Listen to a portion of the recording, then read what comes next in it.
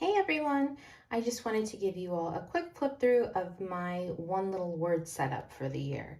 So this year I purchased the folio and the one little word notebook from Allie's Edwards site. And this is what the folio looks like. It's white, it has like this gray band, and it has stitching on the edges. You open it up, and on the inside it has this great grid pattern. It comes with this blank notebook, which I'm not quite sure what I'm planning to do with just yet, but I also purchased in addition the one little word journal. So this is what it looks like inside the folio. The journal is slightly smaller, I guess thinner than the notebook that it comes with. So just to be aware, they're not the exact same size. This is somewhat of an odd size. It's almost like a 5.5 by 8 3/4 size. It's, I don't know, slightly different than what I guess I didn't really know what the size was, but happy that it fits inside this folio, so I went for it. So I'm going to open and flip through the pages that I completed. For January, I did the January prompts in here, and I had to rejig it a little bit from what was pre-printed in the album. So on the first page, you will see a note from Allie herself. And when I flip through, there are some empty pages that just have nice patterns on them. So this has a really pretty triangle pattern, black and white triangle pattern. On the first page, it says one little word journal. And here's that triangle pattern again. And then this is where the table of contents were. But I decided just to cover that up, and I added my own custom pattern that I made. So I did some watercoloring on watercolor paper, and then I used several of the last year's one little word stamp sets to stamp over top of it. And I just really love this fun, pretty pattern that came about as a result. Then you flip the page, and in the notebook is pre-printed my one little word is, and I think you're probably meant to just write that in, but I decided to stamp it using Allie's, one of Allie's newest stamp sets.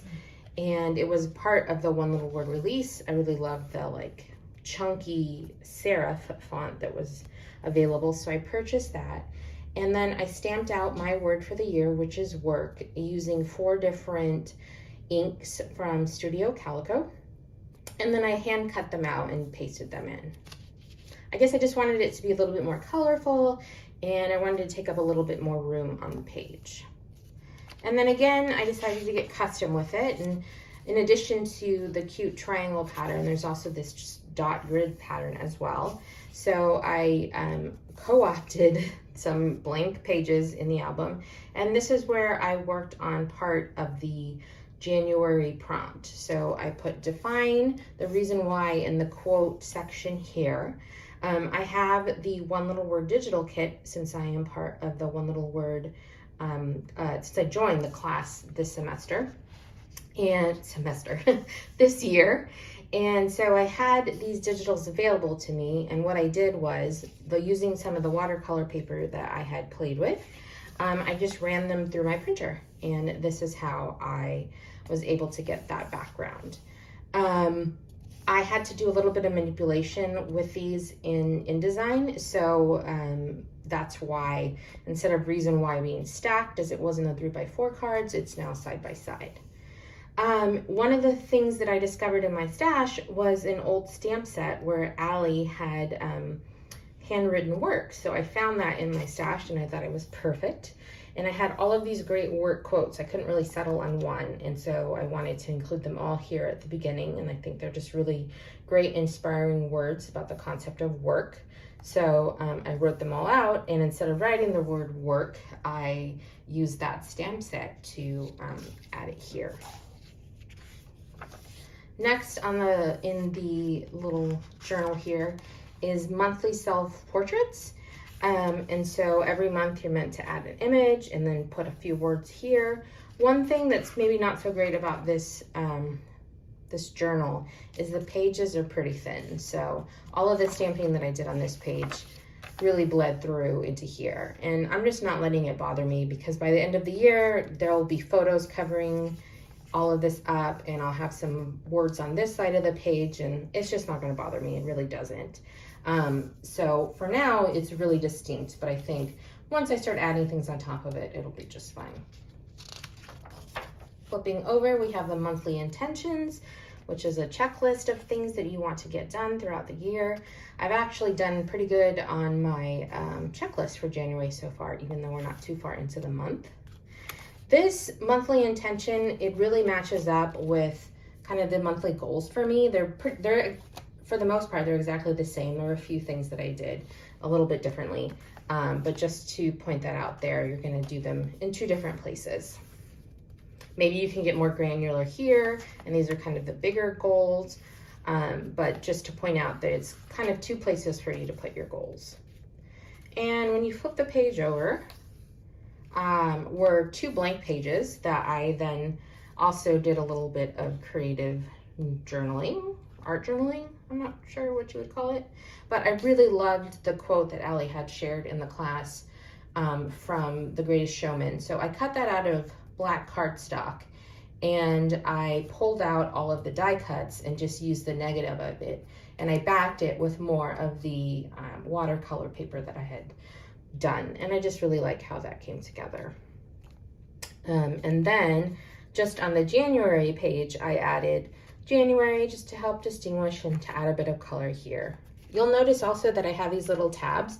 These were not something that I purchased from Allie. I actually got them online on Etsy, and I was intending to use them for another planner, but that planner actually came with these kinds of stickers, so I didn't need them there, so I opted to put them here, and I think they work really nicely. So this is the January, this is the indicator for the beginning of January, and you flip over, and here is the January kind of overview page. And again, it has monthly goals. There is this open section, which I think what I'm going to do is add a watercolor block, a piece of that watercolor paper, and then probably just put a stamp on it and add it here just to add a bit more color. You probably could put like a photo there, but I've already put my photo here, so I didn't really want to do 2 photos. I think I'll just add something decorative here. And then at the end of the month, I'll be able to add some reflection notes. I already have 1 win, which is a really important win for me personally, and I've been dealing with stomach issues for a number of years, and finally went to the gastroenterologist, and he's 90% certain that I have IBS. So now knowing that, I can move forward with my life and just, you know, work to overcome that.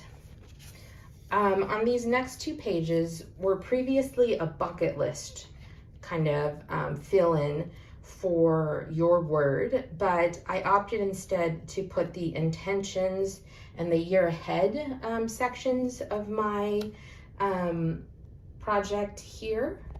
And I did that because there wasn't really another spot for it in January.